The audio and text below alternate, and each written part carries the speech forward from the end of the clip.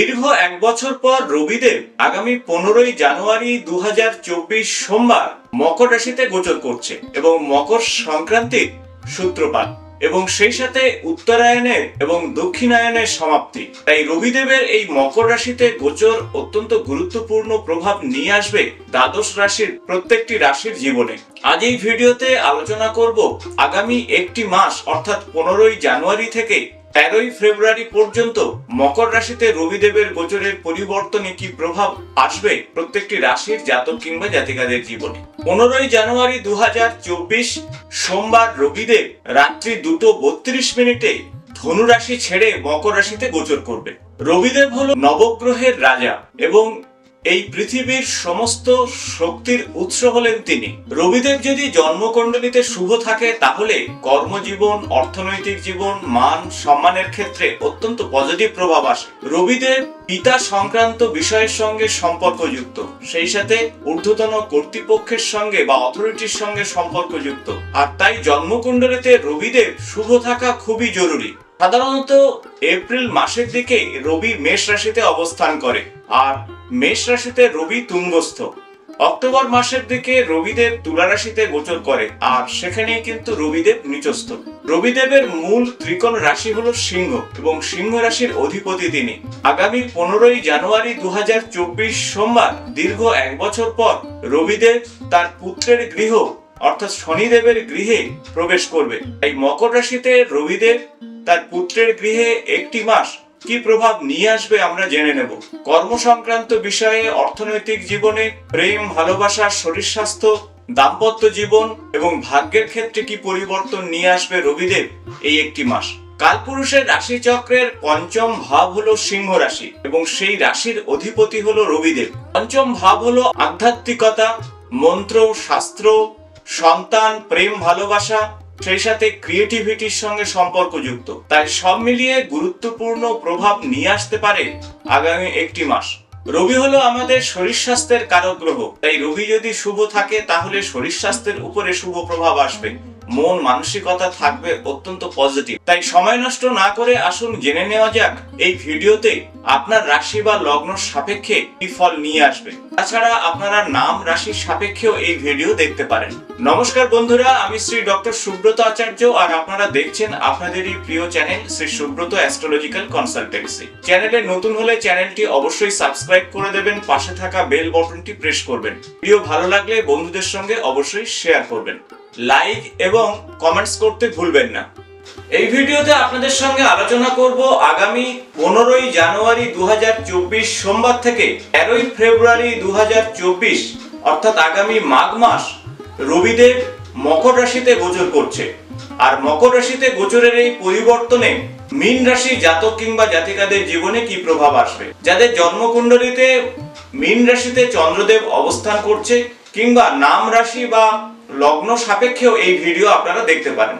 আপনাদের রাশি সাপেক্ষে একাদশ ভাবে রবিদেব গোচর করবে আগামী একটি মাস।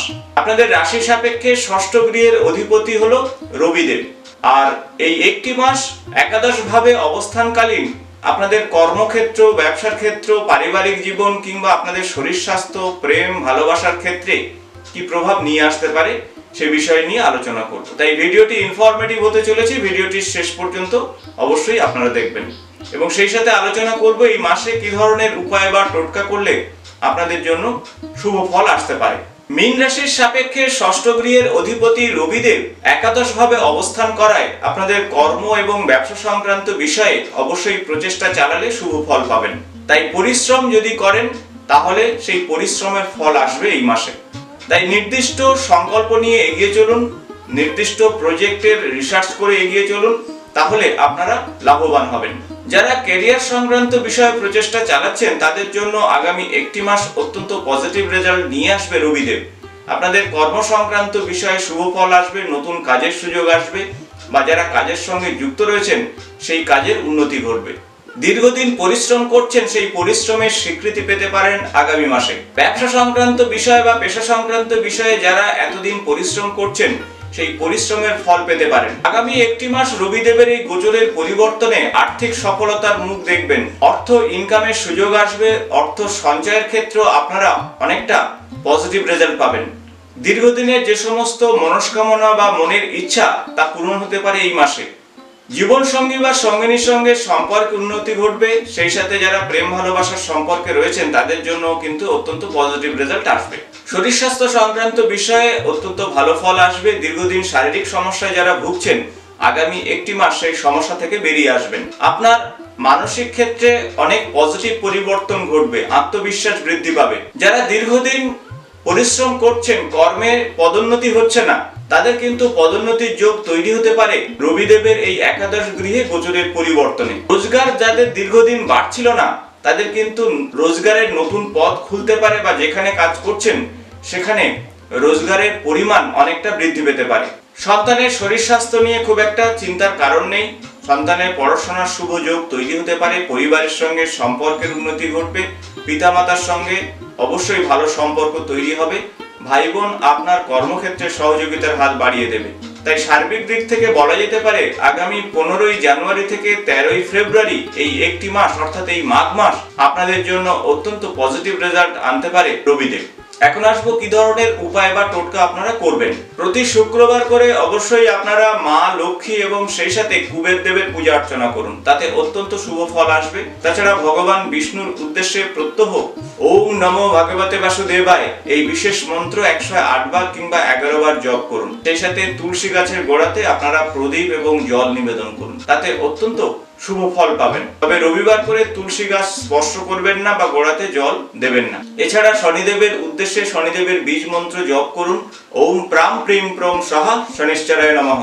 এই মন্ত্র প্রত্যহ সন্ধ্যার সময় 108 বার জপ করুন এবং প্রতি শনি মঙ্গলবার করে হনুমানজির উদ্দেশ্যে পূজা অর্চনা করুন, সরষের তেলের প্রদীপ নিবেদন করুন এবং হনুমান চল্লিশা পাঠ করুন। এবং সেই সাথে রবিদেবের উদ্দেশ্যে জল নিবেদন করুন। তামার ঘটিতে জল নিবেদনের সময় ওম সূর্যায় নমঃ অথবা ওম আদিত্যায় নমঃ এই বিশেষ মন্ত্র 21 বার করে জপ করুন। এই ছোট ছোট উপায় বা টোটকাতে আগামী একটি মাস অবশ্যই আপনার জীবনে পজিটিভ রেজাল্ট আসবে। আশা করব ভিডিওটি ইনফরমেটিভ হয়েছে। ভালো লাগলে বন্ধুদের সঙ্গে অবশ্যই শেয়ার করবেন।